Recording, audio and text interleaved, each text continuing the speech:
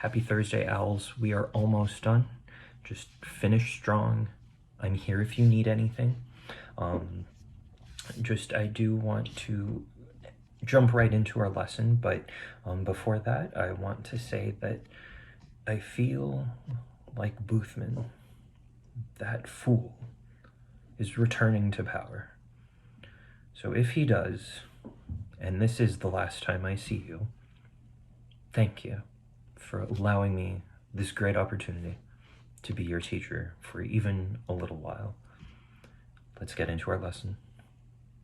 Good morning, happy Thursday. I hope your culminating activities are going well.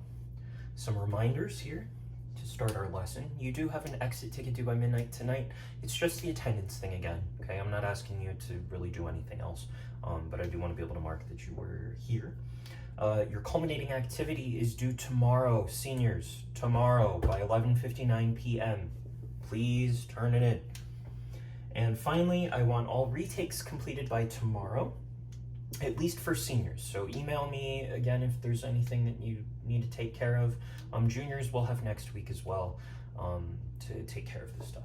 Okay, so let's finish reviewing our units. Unit 7 was all about vectors. So some key things to remember about vectors. First, basic operations with vectors. Okay, so the magnitude of a vector. Remember magnitude, we think of that as the absolute value. And that's just the square root of a squared plus b squared, if this is our vector. Okay, so magnitude, how we add or subtract two vectors, the dot product between two vectors. Okay, remember dot product, pretty straightforward formula. Angle between two vectors, and then that's basically finding the direction of the vector. And unit vectors. Okay, so what is a unit vector?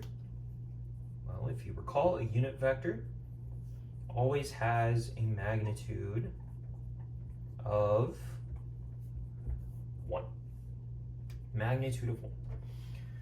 Okay, so how do we find a unit vector in the same direction as another vector? Well, we find that other vector and then we divide it by its magnitude, and that will force it to have a magnitude of 1. Okay.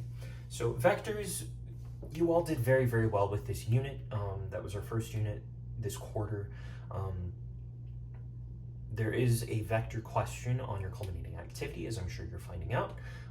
Just take your time with it. You'll be okay. All right.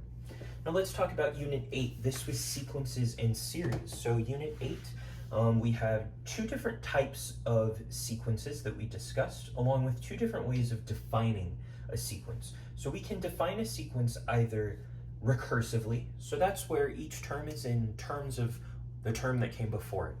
I just said term like 3 times in that sentence. So each term is defined in such a way that it relies on the terms, the numbers in our list that came before that term. Okay, so that's where we had those weird subscripts and everything. It was like a(n-1). We also talked about the 2 main types of sequences. So we have arithmetic sequences and geometric sequences. Any sequence is just an ordered list of numbers. An arithmetic sequence, we go from one term to the next by adding or subtracting a constant each term. For a geometric sequence, we go from one term to the next by multiplying or dividing by a constant each time. So we have formulas for finding nth terms, or in other words, a specific term number in our list. Okay, that's all on your reference sheet. We also have formulas for finding what we call partial sums of these sequences. So if I ask you to add up the first 15 terms of the sequence, or the first 100 terms of a sequence, instead of actually writing all of that out and adding all of those individual numbers, we have some shortcut formulas. Those are also on your reference sheet. For geometric sequences in particular, we talked about infinite sums. Now, when we're taking an infinite sum, we call this a series. So a sequence is just a list. A series is an infinite sum. We're adding all these numbers together. And for an infinite geometric series in particular, when our common ratio, that's that number that we're multiplying or dividing by to get to the next, has an absolute value that's less than 1, then our infinite geometric series just adds up to this. Okay. And this is a concept that's going to come back up in Calculus BC or Calc 2, those of you who go on to study further math. But we have to check this first, and then we find its infinite sum. Okay. If this isn't true, maybe r is 4, then there is no infinite sum. Okay. It's just going to keep getting larger. Finally, talking about sigma notation.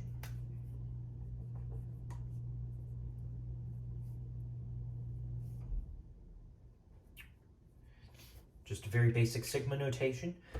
N it's our subscript. It's how we're listing our number. That's like the term number. So if n is 4, we're talking about the 4th term, usually, depending on how it's defined. So here we're starting with the 0 term, a0, starting there and going all the way to n equals infinity. So we're taking an infinite sum, and then we're adding up all these term numbers. So this would be equivalent to a0, and the sigma tells us we're adding, plus a1, plus all the values of n from 0 to infinity, plus, and we're just going to keep going. So sigma notation. So being able to write a series in sigma notation or vice versa, also an important skill. Okay. That was Unit 8. Unit 9, last thing, some key points. We need to determine when a limit exists. So we have to make sure that the limit from the left of a value is the same as the limit from the right of a value. So if we have a piecewise function,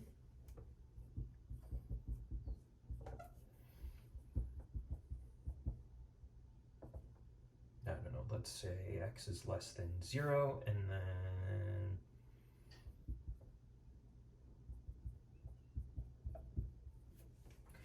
okay. If we're talking about any value for x other than 0, then the limit from the left and the limit from the right are going to be the same thing because it's just the function value. So what's the limit as x approaches 2?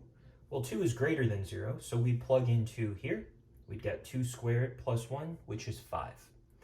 But at the point where our piecewise function is split, as we consider the limit as x approaches 0, we do have to check, are we approaching the same y value to the left and to the right of 0? So here, to the left of 0, we're looking at x plus 1. Substitute in 0, we get 1. The limit as x approaches 0 from the right, it's greater than 0, so we're looking at the second piece here, and that's also 1. So because these two pieces, these two sides of the limit are the same, we say that the limit as x approaches 0 of f of x exists and it equals 1. Okay, it's very similar if we're looking at a graph, just like some of the practice problems we looked at in Unit 9. We'll be approaching the same value from both sides. Remember, that's not always the same as the function value. We're looking at what the function is getting closer to, not necessarily what the function is. That's the key for limits. Okay. Next, we talked about how we evaluate limits. So we have a couple of processes we try. First, we try substitution, so just plug in the number. If that doesn't work, we try some algebra magic. We try to simplify our expression, our function, until we get it to a point where we're able to substitute.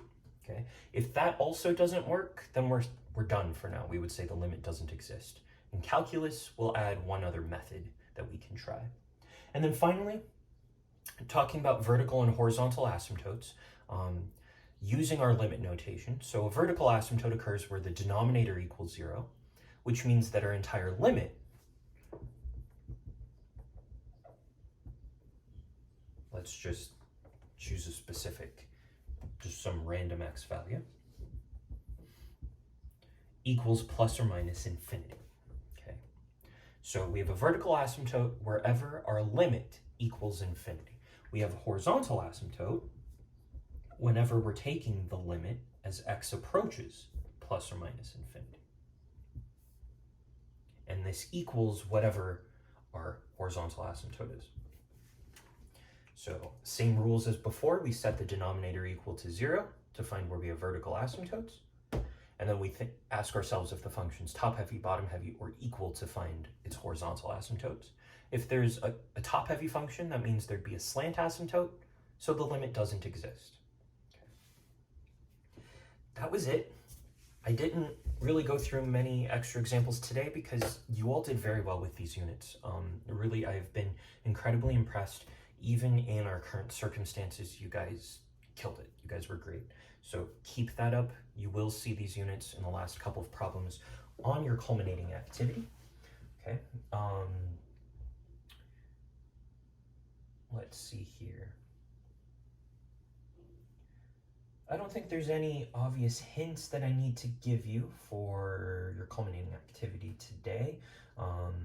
Just reach out to me if you have any questions. Again, that exit ticket it's just attendance that's due by midnight tonight.